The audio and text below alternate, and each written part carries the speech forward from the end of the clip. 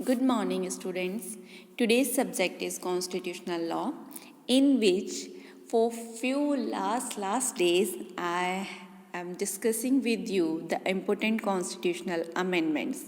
So today is the day on which I am going to complete the chapter, the important amendments of the Indian Constitution. Right, till my last class I have discussed with you the very important constitutional amendment, that was 99th amendment related to the NJAC, 100th amendment related to the LBA, land boundary agreement 2015, 101st constitution amendment 2017, it was related to GST. 102nd constitution amendment came into existence in 2018, it was related to the National Commission for Backward Classes.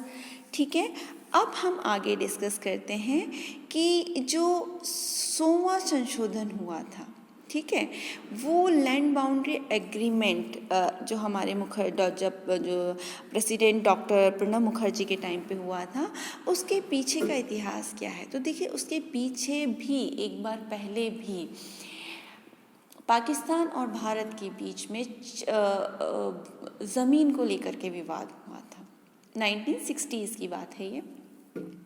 उस समय भी हमने एक agreement किया था और भारत ने पाकिस्तान को कुछ भूमि लौटाई थी और पाकिस्तान ने भारत को कुछ भूमि लौटाई थी। तो ऐसा नहीं है कि जो हमारा क्षेत्र है उससे घटाया बढ़ाया नहीं जा सकता। संशोधन के द्वारा हम अपनी सीमाओं को बढ़ा भी सकते हैं और किसी दूसरे राज्य की सीमाओं का अधिग्रहण भी कर सकते हैं। तो जो ये 100वां संशोधन है, ये बहुत इम्पोर्टेंट संशोधन है, जो ये बताता है कि आज भी हमारे संविधान में वो प्रावधान है कि हम किसी राज्य को अपने राज्य में मिली हुई उसकी भूमि वापस कर सकते हैं और किसी राज्य से उसके पास गई हुई हमारी ज़्यादा भूमि वापस ले सकते हैं। तो यही कारण है कि देखिए, चाइना हुआ, बांग्लादेश हुआ, नेपाल हुआ, है ना, ये जो हमारे पाकिस्तान है, अफ़गानिस्तान, ये जो हमारे नेबर स्टेट्स हैं, ये हमसे बार बार युद्ध क्यों करते हैं, बार बार मतलब अपनी हमारी सीमाओं पर अपने सैनिक क्यों जमा कर रखते हैं।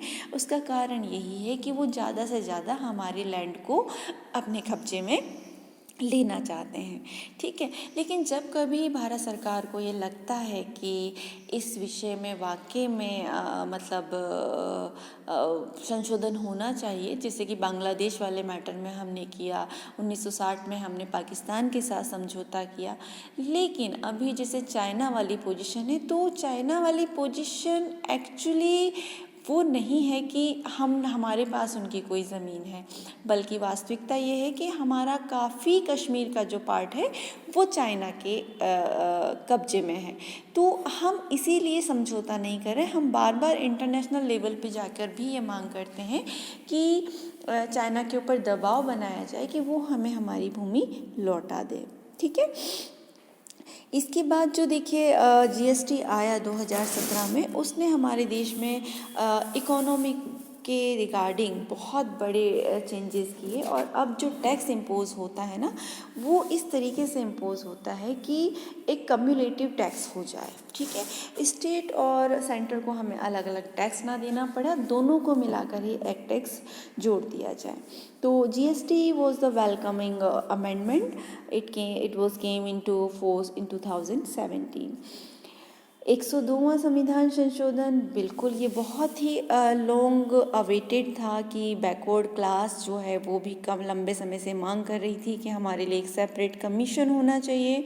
तो 102वां संविधान संशोधन करके बैकवर्ड क्लास के लिए भी एक अलग से कमीशन बनाया गया। इसके बाद आया 103 संविधान संशोधन, 103rd कॉन्स्टिट्यूशन अमेंडमेंट, जो 2019 में आया और इसने पहली बार 72 सालों के इतिहास में पहली बार सुवर्णों के लिए, जो गरीब लोग हैं लेकिन उन्हें किसी भी प्रकार का रिजर्वेशन नहीं मिल रहा है क्योंकि वो सामान्य जाति के लोग हैं, उन्हें आर्थिक आधार पर 10% आरक्षण प्रदान किया गया। इसके अंदर वो लोग शामिल हैं जिनकी आय 8 लाख रुपए से कम है, जिनके पास अपना खुद का मतलब आय के स्रोत जो हैं वो कम से कम है। मतलब आप अगर हम एक सेंटेंस में बोले तो जिनकी आय 8 लाख रुपए से कम है वो लोग इकोनॉमिकली वीकर सेक्शन का लाभ ले सकते हैं। तो पहली बार सरकार ने सवर्णों के लिए कोई संशोधन किया था और वो 103 संविधान संशोधन के थ्रू EWS उसको नाम दिया गया है, इकोनॉमिकली वीकर सेक्शन। ठीक है, इसके बाद जो रीसेंट अमेंडमेंट आज तक की डेट का हुआ है वो है 104 कॉन्स्टिट्यूशन अमेंडमेंट, जिसे हम बोलते हैं 104th कॉन्स्टिट्यूशन अमेंडमेंट। ये 2020 में आया। ठीक है, इसके थ्रू वापस से SC/ST कम्युनिटी के लिए लोकसभा और राज्यसभाओं में रिजर्वेशन की जो सीट्स हैं वो बढ़ा करके 10 साल के लिए बढ़ा दी गई हैं। ठीक है, तो अब तक के 1951 से लेकर के 2020 में जो लेटेस्ट अमेंडमेंट हुआ है उसकी पूरी जानकारी मैंने 1 by 1 उसके प्रोविज़न्स को डिस्कस करते हुए आपको दी है। ठीक है, तो होप आपको ये टॉपिक अच्छे से समझ आया होगा। और लास्ट में मैं आपको ये बताना चाहूँगी कि आज की डेट में अगर हम बात करें तो लगभग 470 आर्टिकल हैं भारतीय संविधान में, जो जब संविधान लागू हुआ था तो मूल संविधान में कुल 395 अनुच्छेद थे। ठीक है, इसके अलावा संविधान में अभी वर्तमान में 25 भाग हैं जो 12 अनुसूचियों में बटे हुए हैं। ठीक है, और संविधान में आज तक 104 बार संशोधन हो चुका है। तो हमारा जो ये काफ़ी दिनों से टॉपिक चल रहा था संविधान के महत्वपूर्ण संशोधन, वो आज कंप्लीट हुआ। होप आपको ये टॉपिक, ये चैप्टर समझ आया होगा। Thank you very much.